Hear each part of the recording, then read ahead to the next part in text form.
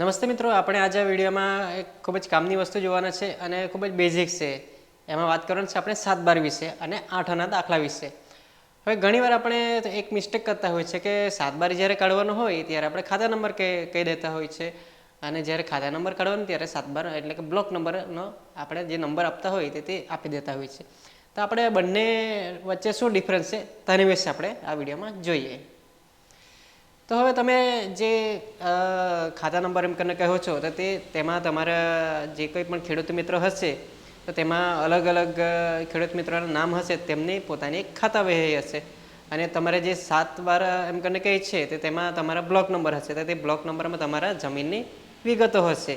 અને જે ખાતા નંબર એમ કરીને કહે એટલે કે 8વાનો દાખલો એમ કરીને કહે છે તેમાં તમારા તે જમીનમાં તમારે કઈ કઈ ટાઈપના એટલે કે કયા કયા બ્લોક છે, કોણ ખેડૂત ખાતેદાર છે તેના વિશે જણાવવામાં આવે છે.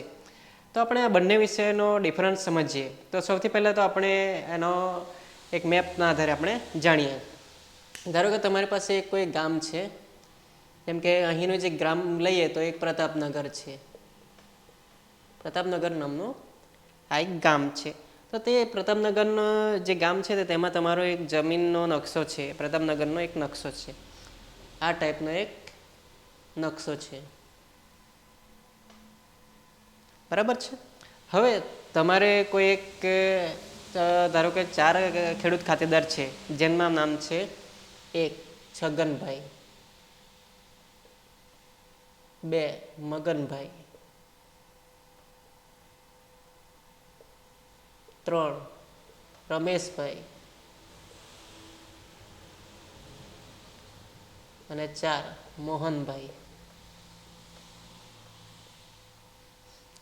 હવે આ 4 વ્યક્તિ છે, 4 ખેડૂત ખાતેદાર છે, તો એમનો સહિયારી જમીન છે, જેમની અલગ અલગ જગ્યાએ જમીન છે. જેમ કે આપણે પ્રતાપનગર ગામનો એક નકશો દોરીએ, ધારો કે તે રીતે દોરીએ. આ ટાઈપનો છે જમીન.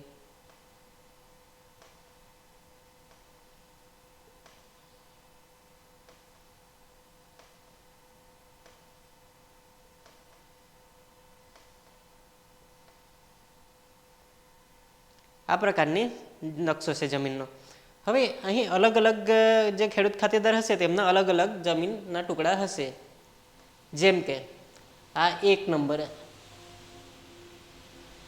આ 2 number, 3 number, 4 number, 5 number, 6 number, 7 number, 7 number, 8 number, 9 number ને 10 નંબર. આ અલગ અલગ જમીનના ટુકડા છે પ્રતાપનગર ગામમાં. હવે આ જે ખેડૂત ખાતેદાર આપે છે, છગનભાઈ, મગનભાઈ, રમેશભાઈ, મોહનભાઈ, એમના જે સહિયારી જમીન છે તો તે છે 1 નંબર છે, 6 નંબર છે, 4 નંબરની છે, 9 નંબરની છે. આ વચ્ચે બીજા કોઈની જમીન હશે, એ રીતે આપણે માની લઈએ. તો હવે એમના ખેડૂત ખાતેદાર છે તો એમને ખાતા નંબર બનતા હોય છે. તો એ ખાતા નંબરમાં કયા કયા બ્લોક આવેલા છે તે, જેમ કે ધારો કે આ 4 ખેડૂત ખાતેદાર છે એમનો ખાતા નંબર, એટલે કે એમનો ગામ નમૂનો નંબર 8 એ આપણે જોવાનો છે. ગામ નમૂનો નંબર 8 એટલે કે એને આપણે 8 પણ કહેતા હોય છે. 8 તો 8 જોવો હોય તો તમારે એનો ખાતા નંબર જોઈતો હોય છે, એટલે કે તમારો ખાતા નંબર, એટલે કે આમનો ખાતા નંબર. તો ખાતા નંબર એમની જેટલી જમીન હોય તો તેટલી એની વિગત હોય છે. જેમ કે આ છગનભાઈ, મગનભાઈ, રમેશભાઈ, મોહનભાઈ, એમની જમીન કઈ છે? તો પહેલાં તો એમનું એક ખાતું હશે. તે ખાતું નંબર ધારો કે માની લઈએ 100 છે, 100 નંબરનું ખાતું છે. તો એ 100 નંબરના ખાતામાં એમની જમીન કઈ બોલાતી છે? 1 નંબરની. કઈ બોલાતી છે? 1 નંબર. પછી બોલાતી છે 6 નંબર, પછી બોલાતી છે 4 નંબર અને ત્યારબાદ 9 નંબર.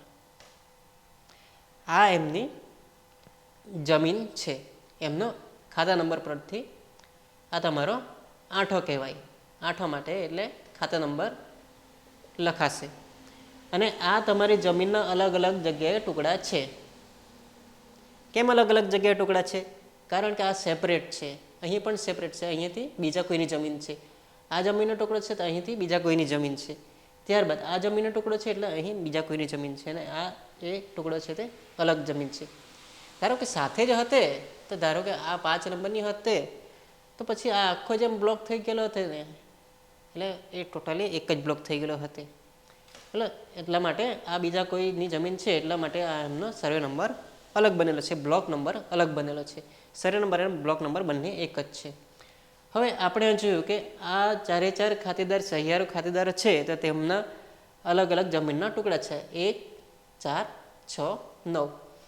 તો આ જે છે તો એમનો પણ 7 અને 12 અલગથી નીકળશે.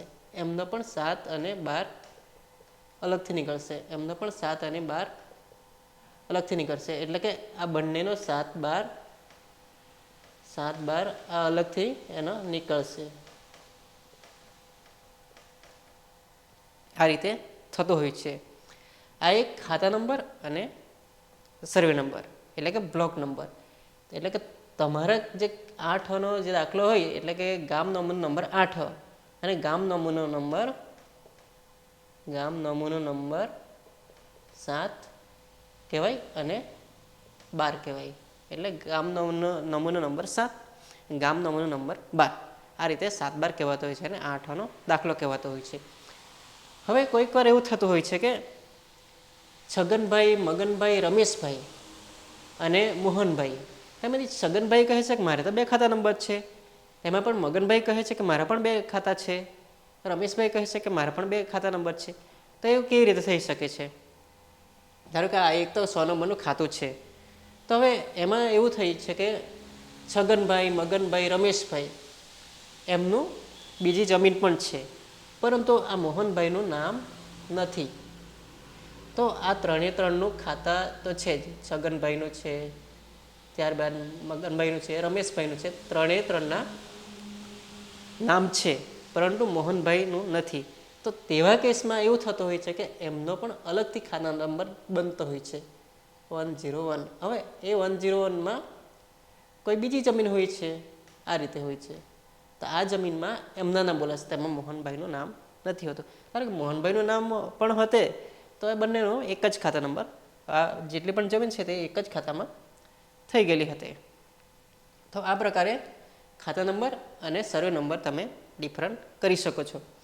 એટલે કે તમારે જો 8નો એટલે કે તમારી જમીનની વિગત એક જમાં કાઢવું હોય તો 8નો તમે કાઢી શકો છો. કે 8ના દાખલામાં તમારે જેટલા પણ સર્વે નંબર છે તે તમારે અહીં મળી જશે. અહીં વાત કરી તેમ 8નો દાખલો કાઢશો તેમાં બધા સર્વે નંબરનું લિસ્ટ હશે ને જેટલા પણ ખેડૂત ખાતેદાર હશે તે બધાનું 8માં નામ હશે. તેવી જ રીતે તમે 7, 12નો દાખલો કાઢો તો આ એક નંબરનામાં પણ તમામનું નામ હશે. આમાં પણ તમામનું નામ હશે, આમાં પણ તમામનું નામ હશે ને આ બધા જ વ્યક્તિઓનું નામ હશે. તો તમારે આ થોડોક ડિફરન્ટ તમારે સમજી લેવાનો હોય. તમારે 8નો દાખલો કાઢવો હોય તો તમારે ખાતા નંબર જરૂરી છે. અને 7, 12 કાઢવો હોય તો કોઈ એક બ્લોક નંબર કે એ રીતે બધા જ અલગ અલગ માટે અલગ અલગ બ્લોક નંબર છે. એટલે બધા માટે અલગ અલગ એટલે કે અલગ અલગ 7, 12 નીકળશે. હવે આપણે વાત કરી તેમ કે આ 3 ભાઈ છે તો એમનો અલગ બીજો પણ ખાતા નંબર છે એમ કરીને કહી તો તેવું બીજા કયા કેસમાં બની શકે? જેમ કે એમની જમીન કોઈ બીજા ગામમાં હોય તો આ રીતે તમે બીજા ગામમાં હોય તો તે રીતે એમનો બીજા ખાતા નંબર પણ બની શકે છે. તો મિત્રો આ વિડીયો કામનો લાગ્યો હોય તો તમે આ વિડીયોને લાઇક કરજો, ચેનલને સબસ્ક્રાઈબ કરજો અને આ વિડીયોને જરૂરથી શેર કરજો, જેથી કરીને જે લોકોને પણ આ ટાઈપનું કન્ફ્યુઝન થતું હોય તો તે લોકોને એમનું સોલ્યુશન મળી જાય. આવી રીતે બીજા નેક્સ્ટ વિડીયોમાં આપણે વાત કરીશું. ત્યાં સુધી ગુડ બાય.